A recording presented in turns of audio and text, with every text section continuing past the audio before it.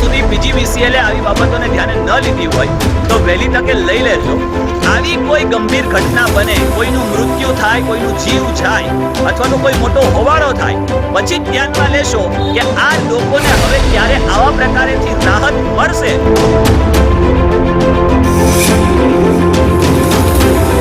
Hello guys, welcome back to my new video. મિત્રો, સ્વાગત કરું છું આજના વિડીયોમાં. આપ સૌ જાણો છો, આપ મારી ચેનલમાં જોડાયેલા છો, એટલે તમામ જે કોઈ માંગરોળની માહિતી છે, તમામ જે કોઈ માંગરોળના પ્રશ્નો છે, આ તમામ પ્રશ્નોથી તમે બધા વાકેફ જ હશો. હજી ચેનલ પર તમે નવા છો અને ચેનલને સબસ્ક્રાઇબ નથી કરી તો કરી લો. માંગરોળના ઘર સુધી પહોંચાડી દો, જેથી કરીને માંગરોળની જે કોઈ પરિસ્થિતિઓ છે, આપણે જે બદલાવ લાવવાની વાત કરીએ છીએ, જે આપણે પરિવર્તન લાવવાની વાત કરીએ છીએ, એ પરિવર્તન ઘર સુધી પહોંચી શકે. તમે પણ જાણી શકો કે આ રીતે પણ આપણે બદલાવ લાવી શકીએ છીએ. પરંતુ મિત્રો, અત્યારે હું જે વિસ્તારમાં છું એ મકતુપુર ઝાપા જે રોડ છે, ત્યાંથી આપણે અંદરની બાજુ આવીએ એટલે ગદરમા વિસ્તાર, અને ગદરમા વિસ્તારથી આપણે જઈએ છીએ બાસર રોડ. અહીંયા અવારનવાર આ જે અહીંયાના રહેવાસી લોકો છે, એ લોકોએ અવારનવાર પીજીવીસીએલ ની અંદર જાણ પર કરેલી છે, અરજી પણ કરેલી છે કે નિઝામ સર, અમને ધ્યાને લેવામાં નથી આવતું. મિત્રો, જે કંઈ પણ પાયાની જરૂરિયાત છે, જેમ કે પાણી છે, ત્યાર પછી વીજળી છે, આ તમામ જે કોઈ પાયાની જરૂરિયાત છે, પાયાની જરૂરિયાતો મળતી હોવી જોઈએ.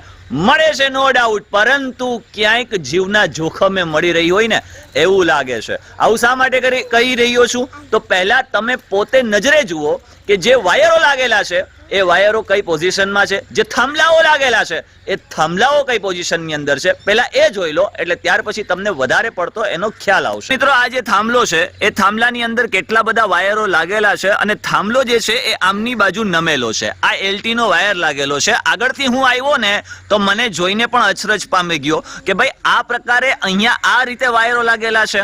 આ જે છે એ ઝાડવાની અંદર લાગેલા છે વાયરો, અને ઘણા વાયરો તો સ્પાર્ક થઈ શકે એવી પોઝિશનમાં છે. જુઓ, આ જે વાયર છે એ વાયર આખો નમેલો છે, એટલે રસ્તાની ઉપર નમેલો વાયર પડેલો છે. અહીંયા તમે જોઈ શકો છો કેટલા બધા સાંધા કરેલા છે. આ જુઓ, આ જે વાયર લાગેલો છે એ વાયર કેટલો નમેલો છે. આ લોકોએ અવારનવાર પીજીવીસીએલ ને જાણ કરતા હોવા છતાં પણ આ વાયરની કોઈ પ્રકારની તસદી લીધી નથી. અને આ જે વાયર છે એ વાયરો ઝાડવાની અંદર લાગેલા છે. એવું નહીં કે એને ઉપરની બાજુ આપણે લઈએ કે એવું કશું જ નહીં. અહીંયા તમે જુઓ, અહીંયા સ્પાર્ક થાય છે. જુઓ, આ જે છે એની અંદર સાંધો છે. આગળની બાજુ તમને બતાવું તો તમને વધારે ખ્યાલ આવશે. મિત્રો, આ તમે થાંભલો જુઓ કેટલો નમેલો છે. ગમે ત્યારે આ જે બાજુનું ઘર છે એ ઘરની અંદર પડી શકે એમ છે. અને જો આ વાયર પડે, અર્થિંગ ચાલુ હોય, વીજળી આવતી હોય, તો બની શકે કે આખા ઘરની અંદર આ વીજ પ્રસરી જવાનો મોટો ભય છે. અહીંયા તમે જુઓ, તમને બરોબર જોઈ શકાશે કે અહીંયા જે છે એ કેટલા બધા સાંધા સૂંધી કરેલા છે. એક તો વાયર છે નમેલો, અને એમાં પણ સાંધા કરેલા છે. હવે અહીંયાના જે રહેવાસીઓ છે એ ગમે ત્યારે લાકડાની રિક્ષાઓ લઈને આવતા હોય તો આ વાયરની અંદર અડે તો સ્વાભાવિકપણે કે તણખા થવાનો, વીજળી પ્રસરવાનો આ ભય મોટો છે. ગમે ત્યારે ગમે તે જાનહાનિ થઈ શકે. આ જે થાંભલો છે, આ જે તમે થાંભલો જુઓ છો, આ થાંભલાની આગળની બાજુ જે એલટી વાયર લાગેલો છે એ તો કેટલો નીચો છે કે બાઇક લઈને જતા હોય ને બાઇક ઉપર આપણે ઊભી જઈએ ને તો એ વાયર હાથમાં આવી જાય એવું છે. આ દોરડા આ ક્યાં સુધી લંબાયેલા, ખેંચાયેલા, ક્યારે આ લોકો આ ધ્યાને લેશે? કેમ કે જુઓ, આ જે વાયર છે, આ વાયર કેટલા સમયથી અહીંયા નીચો પડેલો છે. અને પીજીવીસીએલ ની અંદર જ્યારે લોકો કંઈક પોતાની અરજી કરવા જાય છે, પોતાની ફરિયાદની રજૂઆતો કરવા જાય છે કે અમારા વિસ્તારની અંદર આવી પરિસ્થિતિ છે, તમે આવીને ધ્યાને લ્યો, તો બને છે કેવું ખબર? એવું બને છે ગમે ત્યારે તમને ભરાવડાવી લેશું, તમને પોલીસને બોલાવડાવી લેશું, આવા પ્રકારની ધમકીઓની સાથે. તમે અગાઉનો મારો એક વિડીયો પણ આવો જોયો હોય છે કે આ જુઓ, આ વાયર કેટલો નમેલો છે. ખાલી કેમેરાની અંદર તમે જોશો ને એટલે તમને ખ્યાલ આવશે કે કેટલો વાયર નીચે નમેલો છે. અને અહીંયાથી પછી આ જેટલા પણ દોરડાઓ છે, આ તમામ દોરડાઓ ખેંચાઈ આવે છે.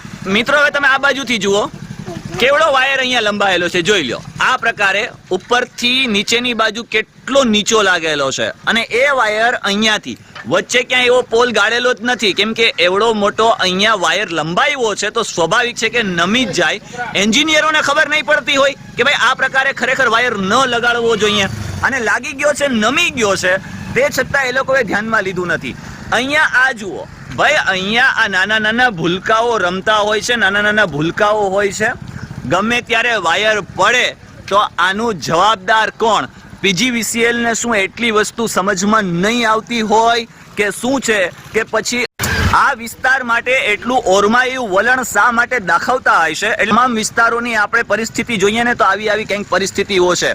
આ ચારેય બાજુ અહીંયાથી આ પ્રકારે દોરડા ખેંચ્યા છે. હું છેક ક્યાંથી ચાલ્યો આવ્યો છું અને ત્યાંથી હું અહીંયા સુધી પહોંચ્યો છું. અહીંયા પણ આ જ પોઝિશન છે. જુઓ 11 kV નીકળે છે, 11 kV પણ ઘરની માથેથી નીકળે છે. અગાઉ પણ મેં કીધેલું હતું, અગાઉ પણ મેં અરજીઓ આપેલી હતી કે ભાઈ તમે જે કંઈ પણ 11 kV છે અથવા તો જે કંઈ પણ વાયરિંગ છે એને અંડરગ્રાઉન્ડ કરો, જેથી કરીને કોઈ એવી ભયંકર પરિસ્થિતિ ઊભી ન થાય. પરંતુ હજી સુધી PGVCL આ પ્રકારની કોઈ પણ પ્રકારની તસદીલ લેવા માટે તૈયાર નથી. આ વિસ્તારની અંદર તો સતત જેટલા પણ વાયરો પડ્યા છે ને એ તમામ વાયરો નીચે જ પડ્યા છે. એટલે પરિસ્થિતિ ભયંકર છે. ગમે ત્યારે કરંટ લાગવાનો ભય છે. વાયર પડે તો ગમે ત્યારે પરિસ્થિતિ કથળાય. આ કયા પ્રકારે છે ત્યાંથી હું ચાલ્યો આવ્યો છું, તમે જોઈ શકો છો. અને અહીંયા પણ આ કયા પ્રકારે, આ કયા લેવલે કામ કર્યું છે આ જુઓ તો ખરા. આ તમે જુઓ આ કયા લેવલે આ લોકોએ કામ કર્યું છે. આ તમામ જગ્યાએ અહીંયા જુઓ, આ ચારે બાજુ આ લોકોએ સાંધા સૂંધી કરી છે અને એ પણ જમીનથી માત્ર એટલા અંતરે જ છે. જોઈ લો, બહુ ઊંચું પણ નથી. તમે અહીંયા સ્પોટ પર આવશો ને ત્યારે તમને ખ્યાલ આવશે. મિત્રો આ જે વિસ્તાર હતો મકદુપુર ઝાપાથી ગદરમા વિસ્તાર, ગદરમાંથી બાસરમાં રોડ જે જાય છે તે, એ વિસ્તારની અંદર આ PGVCLના જે થાંભલા લાગેલા છે અને આ થાંભલા ઉપર જે LT વાયરો લટકાય છે એની હાલત હતી. મિત્રો બહુ મોટી વાતો કરીએ છીએ કે રાત્રિ દરમિયાન અમારા કર્મચારીઓ કામ કરે છે, રાત્રિ દરમિયાન અમારા અધિકારીઓ કામ કરે છે, આવી બધી આપણે વાતો કરતા હોઈએ છીએ, સાંભળતા હોઈએ છીએ. પરંતુ ખરેખર ગ્રાઉન્ડ લેવલ પર કેટલું કામ થઈ રહ્યું છે, કયા લેવલનું કામ થઈ રહ્યું છે? PGVCL જે વીજળી પૂરી પાડે છે એની અંદર આવી હાલતમાં માંગરોળની વીજળીઓ પૂરી પાડે છે કે ગમે ત્યારે કડાકા ભડાકા થઈ શકે એવી પોઝિશન છે. હવે માની લો કે કોઈ એવો વાયર પડે છે, ક્યાંય ઘરની અંદર પડે છે અથવા ક્યાંય લાકડાના ભર લઈને જાય છે ને એની ઉપર પડે છે, તો તમે સમજી શકો છો કે હાલત શું થાય. હજુ સુધી PGVCL આવી બાબતોને ધ્યાને ન લીધી હોય તો વહેલી તકે લઈ લેજો. કારણ કે ઘણી જગ્યાએ મેં અગાઉ પણ સોશિયલ મીડિયાના માધ્યમથી મૂકેલું હતું કે ઘણી જગ્યાએ થાંભલા જે છે, જૂના થાંભલા, એ ખવાઈ ચૂક્યા છે, ગમે ત્યારે પડી શકે એવા છે. કોઈના માથે પડે અથવા કોઈના ઘરની ઉપર પડે, ઘરની અંદર પડે તો શું માણસની કોઈ વેલ્યુ જ નથી? હમણાં થોડા સમય પહેલા જ એક ઇન્દિરાનગર વિસ્તારની અંદર પણ સબસ્ટેશન ફાટ્યું હતું. એ સબસ્ટેશન ફાટ્યું જોગાનું જોગ, કોઈ એવી ગંભીર પરિસ્થિતિ ઊભી ન થઈ, પરંતુ એક 4 ઘરની બહાર એક રસ્તા ઉપર એક ભાઈ માત્ર ત્યાં દિવાલ ઉપર પગ રાખીને ઊભો હતો. એ કરંટ એવડો મોટો પ્રસર્યો કે એ 4થા ઘરની અંદર પણ એ કરંટ લાગ્યો અને એમને સિફાની અંદર એડમિટ કરવામાં આવ્યા. આ મારા સામેના દાખલાઓ છે. આવી કોઈ ગંભીર ઘટના બને, કોઈનું મૃત્યુ થાય, કોઈનું જીવ જાય અથવા તો કોઈ મોટો હોબાળો થાય, પછી જ ધ્યાનમાં લેશો કે આ લોકોને હવે ક્યારે આવા પ્રકારેથી રાહત મળશે કે પછી PGVCLમાં રજૂઆત કરવા માટે જાય છે તો એને પોલીસ માટેની ધમકીઓ મળે છે કે ચેકિંગ માટેની ધમકીઓ મળે છે કે શું થાય છે એ હવે ખરેખર જોવાનું રહ્યું.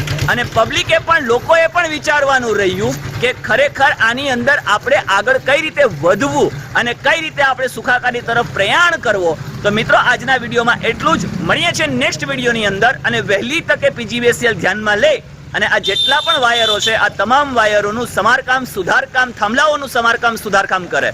મળીએ છીએ નેક્સ્ટ વિડીયોની અંદર. ત્યાં સુધી ખુશ રહો, પરિવાર સાથે રહો, ખૂબ આનંદમય રહો, ખૂબ પ્રગતિ કરો. ધન્યવાદ. આવજો. Bye bye.